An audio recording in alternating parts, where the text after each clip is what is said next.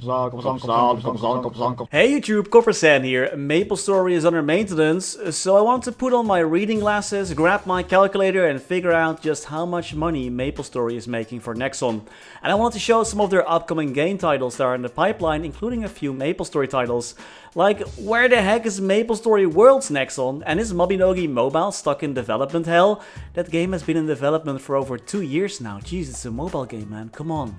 So here we are at the Nexon Investors presentation for Q2 of this year, freshly released yesterday. And I'm no financial advisor or anything, but if a company mentions in an investor presentation that they're going to be making record-breaking revenues the next quarter, when they just released the 6th job advancement in MapleStory, and with MapleStory being one of their biggest titles, and FIFA Online doing very good in Korea at the moment, it's the second most played video game in Korean PC cafes, which is a very good indicator of its popularity, and Dave the Diver selling really well on Steam, that Nexon stock looking pretty juicy, maybe, I don't know.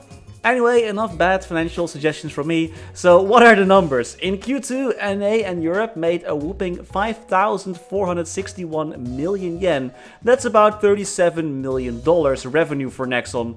But that's only 6% of the total revenue that Nexon made, with a massive 66% of all Nexon revenue coming from motherland Korea. No wonder MapleStory Global and MapleStory C are not getting any resources. In NA and Europe, the main revenue drivers though were of course MapleStory and Dave the Diver. They also stated that the other mobile titles decreased year over year, which I guess is true, but they did make a lot more revenue on mobile than PC. PC was even lower than Q1, but higher than Q2 last year, I guess. In other regions of the world, like in C, MapleStory actually generated less revenue. Maybe they should release that reboot server, huh? So Q3 is going to be looking pretty hot, but Nexon also predicts heavy costs for HR and marketing, which will lower their net income. I guess renting all those cinemas and stadiums for the 6th job announcement was pretty expensive. Now it's probably going to be spent on marketing for the new titles and for their FIFA Online rebranding. What is interesting to note though is that Nexon is finally launching MapleStory M in China, rebranded as The Legends of Maple, and that's actually launching next week.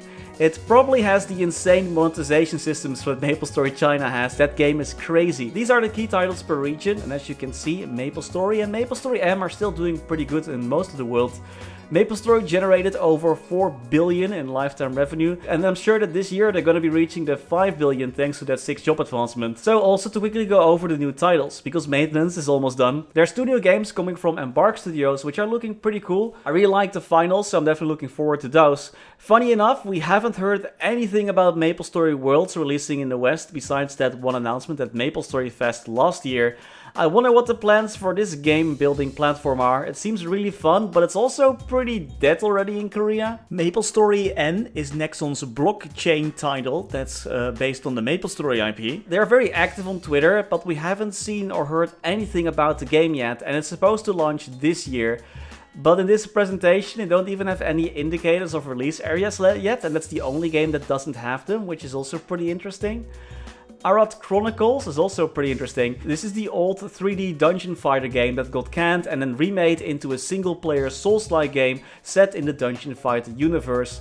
That one might be pretty cool as well. And that's all I had today for this presentation, so MapleStory is still doing hot, and it's gonna be even hotter next quarter. Want to share this document with you all, not because you need to know everything about Nexon's finances, but I think it's pretty important to note what their key titles are in their regions, so that when certain decisions are made, you at least are informed of how well the company is doing.